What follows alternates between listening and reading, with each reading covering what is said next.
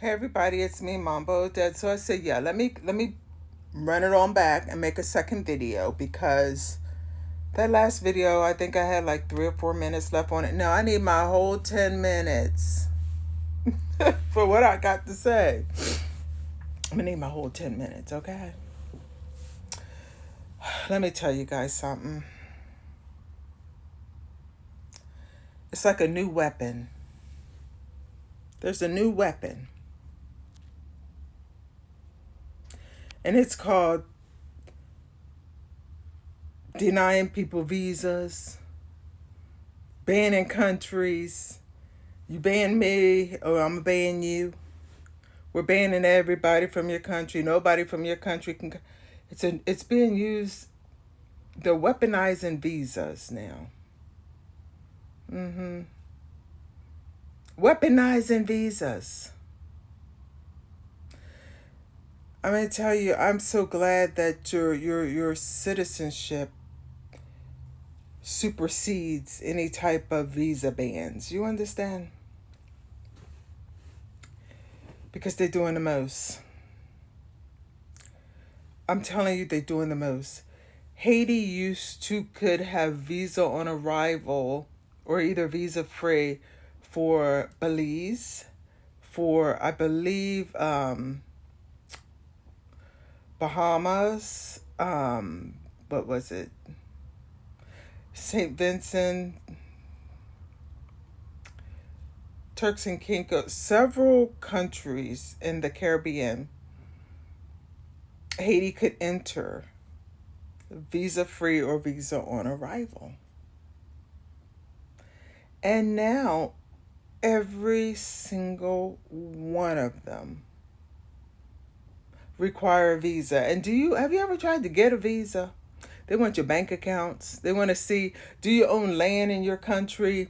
Do you have are you like a government official? Do you have the type of position, you know, where you're not coming to our country to stay? You're just coming and we know you're going to go back home because you got land and a Mercedes Benz and a house with a swimming pool and you're a government official. So we know you're not coming here to work. We know you're not coming here to stay. We know you're coming and you're going to go back to your country. And you got, money to spend when you reach.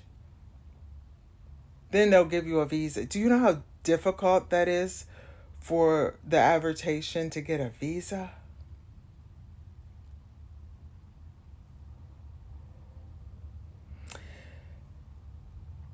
I'm telling you, they have weaponized visas for political reasons. It's like the young people are like, what good is my passport? Where can I can't go anywhere.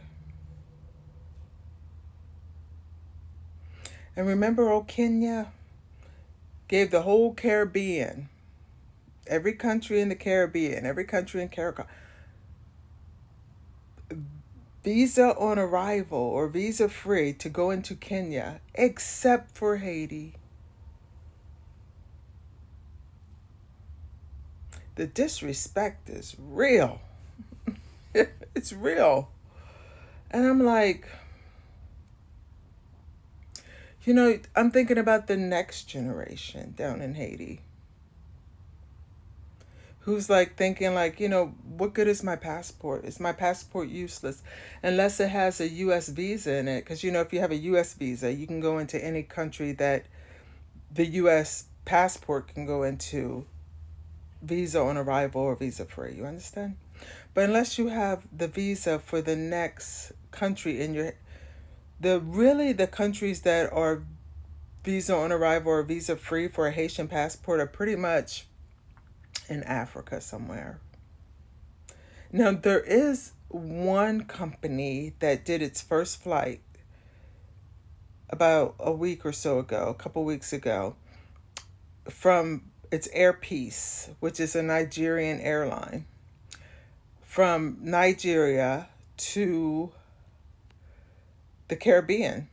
Made a few stops in the Caribbean and what do you call it, like a nonstop flight over to Africa to Nigeria.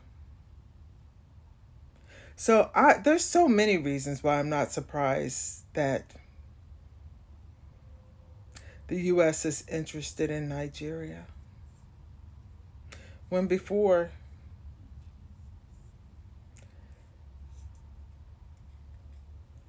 it's the location, because I believe it was Burkina Faso had some Nigerians, and y'all gotta look the story up because y'all know my version is, I'm old, but had some Nigerians because they flew in Burkina Faso's airspace, had them hemmed up, and it's like, well, what are y'all doing and flying over Burkina Faso when you claim to be going in a different direction? Well, what are you doing?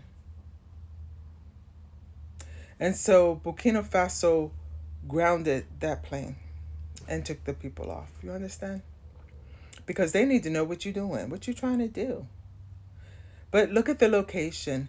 Those three countries, Burkina Faso, Mali, Niger,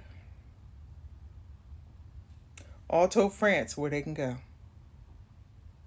And France can't come back never again to Burkina Faso. You can never come back, France. And then Nigeria cut off Niger's electricity. Remember that? After the coup, sticking up for France. So Nigeria is located strategically to keep an eye on what's going on in that part of Africa, because there was a program in Niger that flew drones, and it was the US military that flew drones over Africa to monitor things. And it was run by the US, and then Niger said, look, you got to take your people and you got to get out of our country. And so now the US, this administration has said there's a ban on Niger. We're not, like I said, they're weaponizing visas when it should be case by case. And so Niger said, well, guess what? Don't you send no American people. I don't care what color they are.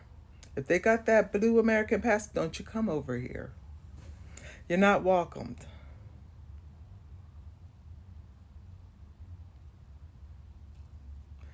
So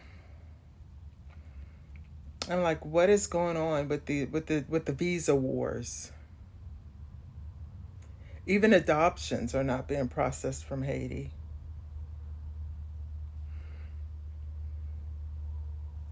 Even adoptions. You understand?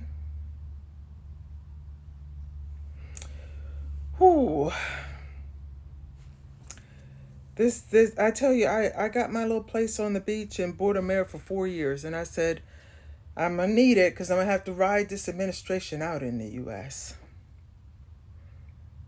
And now they done send more ships on down to the Caribbean, all over in Nigeria, all down in Venezuela. We look out, and that boulevard where I like to sit in Okap. It was a time when you could sit there and see the cruise ships coming in, going to Labadee.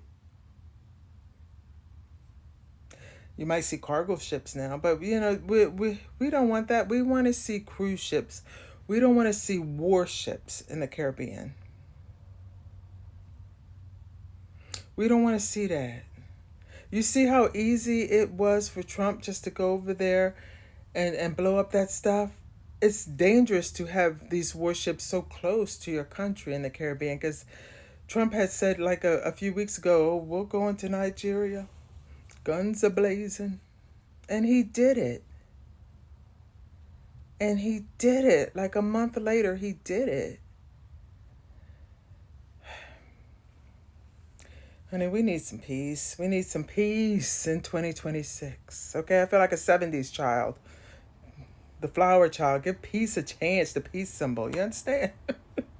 Mumbo dead.